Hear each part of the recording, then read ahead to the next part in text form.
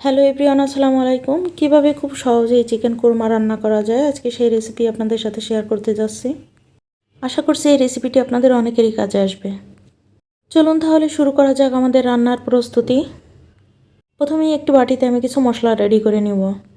নিয়ে নিলাম টক দই, পেঁয়াজ বাটা, বাদাম বাটা, কিশমিশ বাটা, স্বাদমতো লবণ এবং প্যাকেটে যে রাঁধুনি কোরমা মশলাটা পাওয়া যায় সেটার 1 প্যাকেট পুরোটাই আমি নিয়ে নিলাম।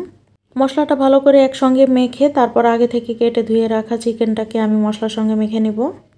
এখানে আমি বাজার থেকে 2 কেজি সাইজের একটা মুরগি কিনে আনছিলাম, তবে কাটা ধোয়ার পরে এটা ওজন আরও কমে গেছে।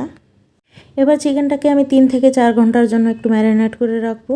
তবে আপনাদের হাতে সময় না থাকলেও অবশ্যই মিনিমাম 1 ঘন্টার জন্য রেখে দিবেন। এবার কড়াইয়ে আমি একটু তেল নিয়ে নিয়েছি এবং তেলের মধ্যে পেঁয়াজ কুচি দিয়ে আমি বেরেস্তা করে নিলাম। বেরেস্তাটাকে আমি তুলে রেখে দিব এক সাইড করে। কড়াইয়ের মধ্যে আমি আরও একটু তেল নিয়ে নিয়েছি এবং তার মধ্যে আমি কিছু গোটা মশলা দিয়ে দিলাম। তারপর দিয়ে দিলাম আদা রসুন বাটা। এবার সবগুলো মশলা আমি একসঙ্গে তেলের মধ্যে নেড়ে চেড়ে নিব। মশলার কাঁচা গন্ধটা চলে যাওয়ার পর এতে আমি সামান্য মরিচের গুঁড়া দিয়ে দিলাম। আরও 1 মিনিটের জন্য আমি একটু তেলের মধ্যে নেড়ে চেড়ে নিব। তারপর এতে সামান্য একটু পানি দিয়ে দিলাম যাতে মশলাটা পুড়ে না যায়। এবার আগে থেকে মশলার সঙ্গে মেখে রাখা চিকেনটাকে আমি দিয়ে দিলাম। কিছুক্ষণের জন্য আমি একটু নেড়ে চেড়ে নিব। তারপর চিকেনের গা থেকে কিছুটা পানি ছেড়ে দিবে এবং এই পানিতেই আমি চিকেনটাকে একটু কষিয়ে নেব। 5 মিনিটের জন্য চিকেনটাকে একটু ঢেকে রান্না করব, তবে মাঝে 2-1 বার নেড়ে দিব। কষানোর প্রায় শেষ পর্যায়ে এসে আমি কিছু কাঁচামরিচ এখানে মুখ ভেঙে দিয়ে দিয়েছি। আবারও কিছু সময়ের জন্য একটু কষিয়ে নেব, তবে মাংসটাকে অবশ্যই একটু ভালো করে কষাতে হবে। তারপর আগে থেকে জাল করে ঠান্ডা করে রাখা লিকুইড দুধ দিয়ে দিলাম। এবার একটু ভালো করে নেড়ে চেড়ে নিব। তারপর আরও কিছু সময়ের জন্য আমি এটাকে রান্না করে নিব।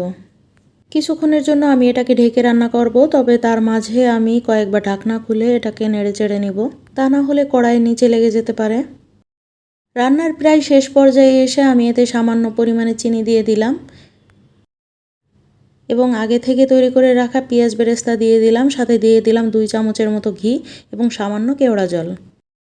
এবার সবগুলো ভালো করে মিলে যাওয়ার জন্য আমি একটু নেড়ে চেড়ে নিব।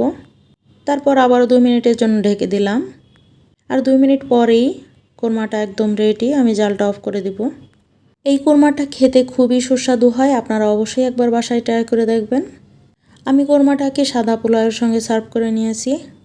পোলাওয়ের সাথে এই কোরমাটা খেতে বেশি মজা হয়।